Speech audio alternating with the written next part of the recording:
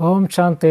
ಮಿತ್ರರೇ, ಗೆಳೆಯರೇ, ಅಭಿಮಾನಿಗಳೇ, ಭಕ್ತರೇ, ಗುರುಮಕ್ಕಳೇ, ನಿಮ್ಮೆಲ್ಲರಿಗೂ ಒಳ್ಳೆಯದಾಗಲಿ. ಹಾಗೆ ಒಳ್ಳೆಯವರು ಯಾರಿದ್ದಾರೆ ಅವ್ರಿಗೂ ಸಹ ಒಳ್ಳೆಯದಾಗಲಿ. ಸಪ್ತಚಕ್ರಗಳ ಕುಂಡಲಿನಿ ಯೋಗ ಸಾಧನೆ.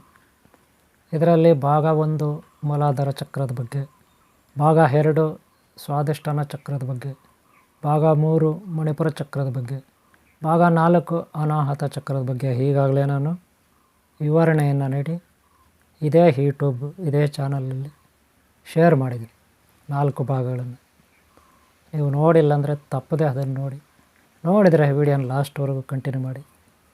ಈ ದಿನ ವಿಶುದ್ಧ ಚಕ್ರ 5ನೇದು ಭಾಗ 5ನೇದು ವಿಶುದ್ಧ ಚಕ್ರ. ಅದು ನಮ್ಮ ಗಂಟಲು, ನೀಲಕಂಠ ಅಂತಿರಲ್ಲ ಹಾಗೆ ವಿಶುದ್ಧ.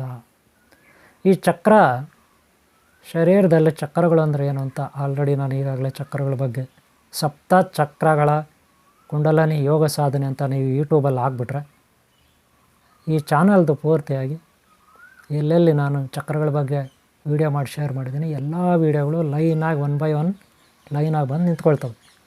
ನಾನು ಅಪ್ಲೋಡ್ ಮಾಡಿರೋ ಎಲ್ಲ ಸಪ್ತ ಚಕ್ರಗಳೆಲ್ಲ ಕುಂಡಲಿನಿ ಯೋಗ ಈ ರೀತಿ ಹಾಕಿ ಸಪ್ತ ಚಕ್ರಗಳ ಕುಂಡಲಿನಿ ಯೋಗ ಸಾಧನೆ ಈ ರೀತಿ ಸರ್ಚ್ ಮಾಡಿ. ಇಷ್ಟು ಆಗಬೇಕು ಹೆಸರು, ಸಪ್ತ ಚಕ್ರಗಳೆಲ್ಲ ಕುಂಡಲಿನಿ ಯೋಗ ಸಾಧನೆ ಇಷ್ಟು ಆಗಬೇಕು. ಅಷ್ಟು ಬರೆದಾಗ ನಾನು ಅಪ್ಲೋಡ್ ಮಾಡಿರೋ ಎಲ್ಲ ಸಪ್ತಚಕ್ರ ಕುಂಡಲಿನಿದು ಟೋಟಲಾಗಿ ಬರುತ್ತೆ. ಅದರಲ್ಲಿ ಚಕ್ರಗಳು ಅಂದರೆ ಏನು ಅದ್ರ ಬಗ್ಗೆ ಎಲ್ಲ ವಿವರಣೆ ಕೊಟ್ಟಿದ್ದೀನಿ, ಗೊತ್ತಾಯ್ತಲ್ಲ. ಹಾಗೆ ಅದರಲ್ಲಿ ವಾಹನ, ಶಬ್ದ, ಬೀಜಾಕ್ಷರಗಳು ಇದೆ ಇತ್ಯಾದಿ ವಿವರಣೆ ಕೊಟ್ಟಿದ್ದೀನಿ. ಈಗ ವಿಶುದ್ಧ ಚಕ್ರನ ಅಂದ್ರೇನು, ಇದರಲ್ಲಿ ಏನೆಲ್ಲ ಇರುತ್ತೆ ಅದನ್ನು ನಾವಿವಾಗ ನೋಡೋಣ. ವಿಶುದ್ಧ ಅಂದರೆ ನಿಮಗೆ ಗೊತ್ತಿರ್ಬೋದು, ವಿಷವನ್ನು ಶುದ್ಧ ಮಾಡ್ತಕ್ಕಂಥದ್ದು. ವಿಷ ಅಂದರೆ ವಿಷ, ಅದನ್ನು ಶುದ್ಧ ಮಾಡೋದಂದರೆ ಶುದ್ಧ ಮಾಡೋದು ಅಷ್ಟೇ ವಿಶುದ್ಧ. ಇದು ಒಂದನೇದು. ನಮ್ಮ ಗಂಟಲಲ್ಲಿ ಕಫ ಬರುತ್ತೆ, ಕಫ ಅದು ವಿಷ ಇದ್ದಂಗೆ. ಹಾಗೆ ಗಂಟಲಲ್ಲಿ ಮೇಯ್ನ್ ಏನಿರುತ್ತೆ, ಶ್ವಾಸಪಟಲ. ನಾವೇನು ಮಾತಾಡ್ತೀವಿ ಇವತ್ತು ಧ್ವನಿಪಟಲ ಅಥವಾ ಶ್ವಾಸಪಟಲ ಅಂತ ಕರೀತಾರೆ. ಅದು ಇಲ್ಲಿರುತ್ತೆ. ಅದೇನಾದರೂ ಡ್ಯಾಮೇಜ್ ಆದರೆ ನಾವು ಮಾತಾಡೋಕ್ಕಾಗಲ್ಲ, ಮೂಗರಾಗ್ತೀವಿ. ಮೂಗರಾದ್ರೆ ಆಮೇಲೆ ಗೊತ್ತೇ ಇದೆ ನಮಗೆ. ಅದಕ್ಕೆ ಒಂದನೇದು. ಎರಡನೇದು, ಕೆಲವರಿಗೆ ವಾಯ್ಸು ಸರಿ ಇರಲ್ಲ. ಶ್ವಾಸಪಟಲ ಕರೆಕ್ಟಾಗಿದ್ದರು ಅವರು ಮಾತಾಡಿದ್ರೆ ಅದರಲ್ಲ ಅವ್ರು ಏನಾದರೂ ಸಂಗೀತದ ಯಾವುದಾದ್ರೂ ಹಾಡು ಹೇಳಿದ್ರೆ ಸೇಮ್ ಯಾವುದೋ ಒಂದು ಪ್ರಾಣಿಗೆ ನೀವು ಹೋಲಿಸ್ತೀರ. ಯಾವುದೋ ಒಂದು ಪ್ರಾಣಿ ಥರ ಅವರು ಅದಕ್ಕೆ ನೀವು ಹೋಲಿಸ್ಬಿಡ್ತೀರ. ಅವ್ರೇನಾದರೂ ಒಂದು ಸಾಂಗ್ ಸ್ಟಾರ್ಟ್ ಮಾಡಿದ್ರೆ, ಹಾಡು ಸ್ಟಾರ್ಟ್ ಮಾಡಿದ್ರೆ ಅಲ್ವಾ, ಬಹಳ ಚೆನ್ನಾಗಿ ಕೆಲವರು ಹಾಡು ಹೇಳ್ತಾರೆ.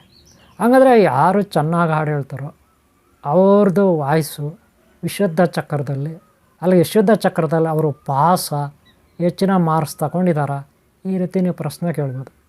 ನೋಡ್ರಿ, ಈ ಎಲೆಕ್ಷನ್ ಟೈಮಲ್ಲಿ ಯಾವುದೋ ಎಲ್ಲೋ ಪ್ರೋಗ್ರಾಮ್ ಟೈಮಲ್ಲಿ ಯಾವುದೋ ಭಜನೆ ಮಾಡೋವಾಗ, ಡ್ರಾಮಾ ಮಾಡೋವಾಗ ಕೆಲವರಲ್ಲೂ ಆ ಹಾಡನ್ನು ಅಥವಾ ಸಂಭಾಷಣೆಯನ್ನು, ಉಪನ್ಯಾಸವನ್ನು ಮಾಡಿ ಅವ್ರ ಗಂಟಲೇನಾಗುತ್ತೆ, ಮೊದಲು ಸ್ಟಾರ್ಟ್ ಮಾಡೋವಾಗ ಒಂಥರ ಅವ್ರ ಗಂಟಲಿರುತ್ತೆ. ಅವರು ಮಾತಾಡ್ತಾ ಎಮೋಷ್ನಲ್ ಆಗೋಷ್ಟೊತ್ತಿಗೆ ಅವ್ರ ವಾಯ್ಸು ಆವ್ರೇಜು ಚೇಂಜ್ ಆಗೋಗುತ್ತೆ. ಫಸ್ಟ್ ನೋಡಿ, ಸ್ಟಾರ್ಟ್ ಮಾಡೋವಾಗ ಭಾಳ ಚೆನ್ನಾಗಿರುತ್ತೆ ಅವ್ರ ವಾಯ್ಸ್ ಯಾರ್ದಾಗಲಿ. ಆಮೇಲೆ ಬರ್ತಾ ನೋಡಿರಿ ಅವರು ಸ್ಪೀಡಾಗಿ ಅದು ಹಾಳಾಗೋಗುತ್ತೆ, ಬೇರೆ ಥರ ಇರ್ತದೆ. ಹಂಗಲ್ಲ, ಮೊದಲು ಏನು ಪ್ರಾರಂಭ ಮಾಡ್ತೀವಿ ಕೊನೆಯವರೆಗೂ ಅದೇ ವಾಯ್ಸ್ ಇರಬೇಕು. ಆವಾಗ ವಿಶುದ್ಧ ಚಕ್ರದಲ್ಲಿ ಅವ್ರದ್ದು ವಾಯ್ಸು ಕರೆಕ್ಟಾಗಿದೆ. ನೀವು ವಾಯ್ಸೆಲ್ಲ ನೋಡೋದು ಅವ್ರ ಎಮೋಷ್ನಲ್, ಹೈ ಬಿ ಪಿನ ಲೋ ಬಿ ಪಿನ ಈ ರೀತಿ ನೋಡ್ಕೋಬೇಕು. ಅವ್ರು ಕರೆಕ್ಟಾಗಿ ಮಾತಾಡ್ತಾ ಇದ್ದಾರೆ, ಕರೆಕ್ಟಾಗಿ ಮಾತಿನ ಮೇಲೆ ನಿಗಾ ಇದೆಯಾ, ಯಾರ ಮಾತಿನ ಮೇಲೆ ನಿಗಾ ಇದೆ ಅದು ವಿಶುದ್ಧ ಚಕ್ರದಲ್ಲಿ ಅವ್ರದ್ದು ಕಂಟ್ರೋಲ್ ಇದೆ ಅಂತ ತಿಳ್ಕೊಳ್ಳಿ. ಅದೇ ಕೋಗಿಲೆ ಅಂತ ಆಡ್ತಾರೆ, ಸಾಂಗ್ ಆಡ್ತಾರೆ, ಉಪನ್ಯಾಸಗಳು ಕೊಡ್ತಾರೆ, ಚೆನ್ನಾಗಿದೆ ಇವ್ರದ್ದು ವಿಶುದ್ಧ ಚಕ್ರ ಅಂತಿರಲ್ಲ, ಅದಲ್ಲ. ಮಾತಿನ ಮೇಲೆ ನಿಗಾ ಇರಬೇಕು, ಮಾತಿನ ಮೇಲೆ ಹಿಡಿತಾ ಇರಬೇಕು. ಅದು ವಿಶುದ್ಧ ಚಕ್ರದಲ್ಲಿ ಕಂಟ್ರೋಲ್ ಇದೆ ಅಂತ. ಅದನ್ನು ಚೆಕ್ ಮಾಡೋಕ್ಕೆ ಕಿರ್ಲಿನ್ ಫೋಟೋಗ್ರಾಫ್ ಇರುತ್ತೆ. ಈಗಾಗಲೇ ನಾನು ಕಿರ್ಲಿನ್ ಫೋಟೋಗ್ರಾಫಿದು ವೀಡಿಯೋ ಮಾಡಿ ಶೇರ್ ಮಾಡಿದ್ದೀನಿ. ನೋಡಿಲ್ಲ ಅಂದ್ರೆ ನೋಡಿದರೆ ಈ ವಿಡಿಯೋ ಕಂಟಿನ್ಯೂ ಮಾಡಿ. ಇದು ಒಂದು. ಅಂದರೆ ಥೈರಾಯ್ಡ್ ಗ್ರಂಥಿಗಳು ಬರುತ್ತೆ ಇಲ್ಲಿ. ನಿಮ್ಗೆ ಗೊತ್ತಿದೆ, ರುದ್ರ ಗ್ರಂಥಿಗೆ ಸಂಬಂಧಪಟ್ಟಿದ್ದು ಥೈರಾಯ್ಡ್ ಗ್ರಂಥಿಗಳಿರುತ್ತೆ. ಕೋಲ್ಡ್ ಜಾಸ್ತಿ ಆಗಿಬಿಟ್ರೆ ಕೆಲವ್ರಿಗೆ ಥೈರಾಯ್ಡ್ ಗ್ರಂಥಿ ಅದೇನಾದರೂ ದೊಡ್ಡದಾದರೆ ಗಂಟಲಲ್ಲಿರೋ ಶ್ವಾಸಪಟ್ಲಕ್ಕೆ ಡೇಂಜರ್. ಈ ಕಡೆ ಆ ಕಡೆ ಗಡ್ಡೆಗಳು ಹೋಗಿ ಅಂಟ್ಕೊಬಿಡ್ತಾವೆ, ಊಟ ಮಾಡೋಕ್ಕೆ ಕೂಡ ಆಗೋಲ್ಲ. ಪೈಪ್ ಹಾಕಿ ಆಮೇಲೆ ಒಳಗಡೆ ಕಳಿಸ್ಬೇಕಾಗುತ್ತೆ. ಗಂಜಿನ ಜ್ಯೂಸ್ನ ಕುಡಿಯೋಕ್ಕಾಗಲ್ಲ, ತಿನ್ನೋಕ್ಕಾಗಲ್ಲ. ಮನುಷ್ಯನೇ ಉಸಿರಾಡಿದ್ರೆ ಸತ್ತು ಹೋಗ್ಬೋದು ಹೇಳೋಕ್ಕಾಗಲ್ಲ. ಅದಕ್ಕೆ ನಾವು ಹೆಚ್ಚಾಗಿ ಉಪನ್ಯಾಸಗಳು ಕೊಡೋದು, ಹೆಚ್ಚಾಗಿ ಹರಟೆ ಹೊಡೆಯೋದು, ಕೆಲಸಕ್ಕೆ ಬಾರ್ದು ಮಾತಾಡೋದು, ಹೆಚ್ಚಾಗಿ ಅಲ್ಲಿ ಇಲ್ಲಿ ನಾವು ಸುತ್ತೋದು, ಡಸ್ಟ್ ಅಲರ್ಜಿ ಮಾಡ್ಕೊಳ್ಳೋದು, ಅಥವಾ ಎಲ್ಲಿಂದೆಲ್ಲೋ ನೀರು ಕುಡಿಯೋದು, ಎಲ್ಲಿಂದೆಲ್ಲೋ ಏನೋ ಊಟ ತಿನ್ನೋದು, ಇನ್ನೇನೋ ಎಲ್ಲಿಂದ ಮಜ್ಜಿಗೆ ಕುಡಿಯೋದು, ಎಲ್ಲಿಂದ ಹೆಸರುಬೇಳೆ ತಿನ್ನೋದು, ಇನ್ನೆಲ್ಲೋ ಮೊಸರು ಗೊಜ್ಜು ತಿನ್ನೋದು, ಎಲ್ಲಿಂದ ಪಾನಕ ಕುಡಿಯೋದು, ಇವೆಲ್ಲ ಮಾಡಬಾರ್ದು. ನಾವು ಕುಡಿಯೋದು ತಿನ್ನೋದ್ರ ಮೇಲೆ ಭಾಳ ನಿಗಾ ಇರಬೇಕು, ಕಂಟ್ರೋಲ್ ಇರಬೇಕು. ಅದರಲ್ಲ ಮಾತಿನ ಮೇಲೆ ಕಂಟ್ರೋಲ್ ಇರಬೇಕು. ಇವೆಲ್ಲ ಇದ್ದಾಗ ನಮ್ಮ ವಿಶುದ್ಧ ಚಕ್ರ ಕರೆಕ್ಟಾಗಿದೆ ಅಂತ ಅರ್ಥ. ಗೊತ್ತಾಯ್ತಲ್ಲ?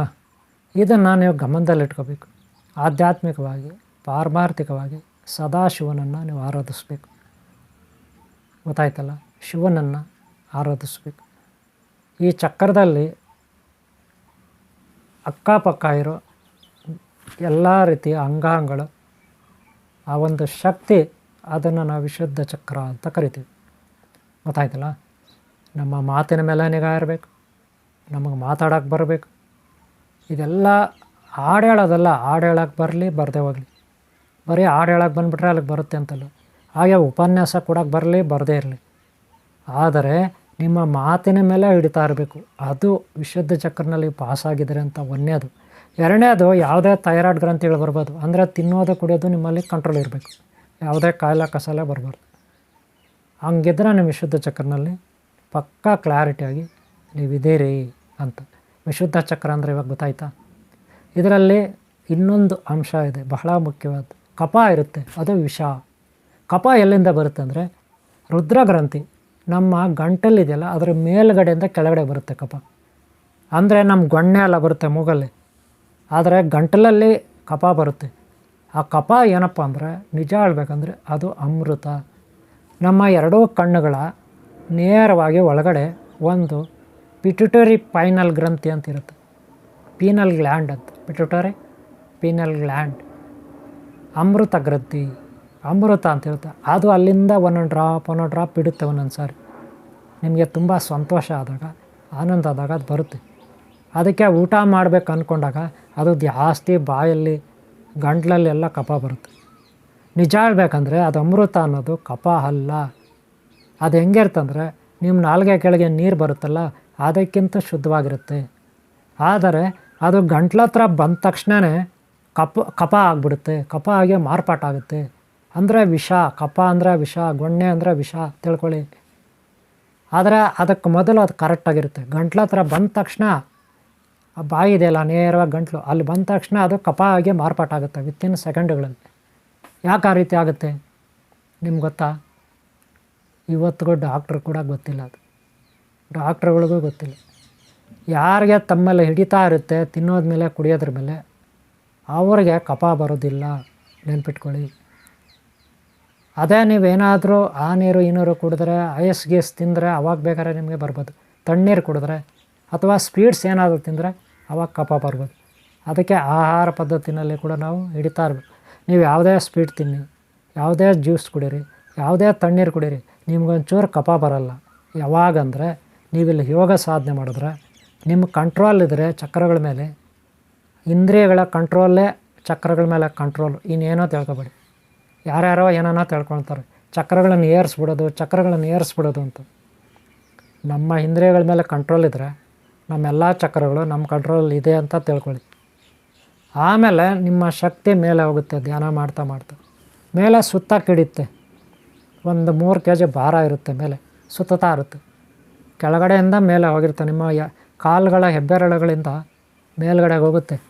ಅದು ನಿಜವಾದ ಸಾಧನೆ. ಗೊತ್ತಾಯ್ತಲ್ಲ? ಇದು ವಿಶುದ್ಧ ಚಕ್ರದ ಬಗ್ಗೆ ಒಂದು ಮಾಹಿತಿ. ಇದಕ್ಕೆ ರುದ್ರ ಗ್ರಂಥಿ. ಗೊತ್ತಾಯ್ತಲ್ಲ? ಓಕೆ, ವಿಶುದ್ಧ ಚಕ್ರ ನಾನು ಇಲ್ಲಿಗೆ ಮುಗಿಸ್ತಾ ಇದ್ದೀನಿ. ಇದರಲ್ಲಿ ಬೀಜಾಕ್ಷರ ಮಂತ್ರಗಳಿರುತ್ತೆ, ದೇವತಾ ಶಕ್ತಿ ಇರುತ್ತೆ, ಅದನ್ನು ಆನ್ಲೈನ್ ಕ್ಲಾಸಲ್ಲಿ ನಾವು ಸಪ್ತಚಕ್ರಗಳ ಕುಂಡಲಿನಿ ಯೋಗ ಸಾಧನ ಆನ್ಲೈನ್ ಕ್ಲಾಸಲ್ಲಿ ಸಾಕಷ್ಟು ವಿವರವಾಗಿ ಕಲಿಸ್ಕೊಡ್ತೀವಿ.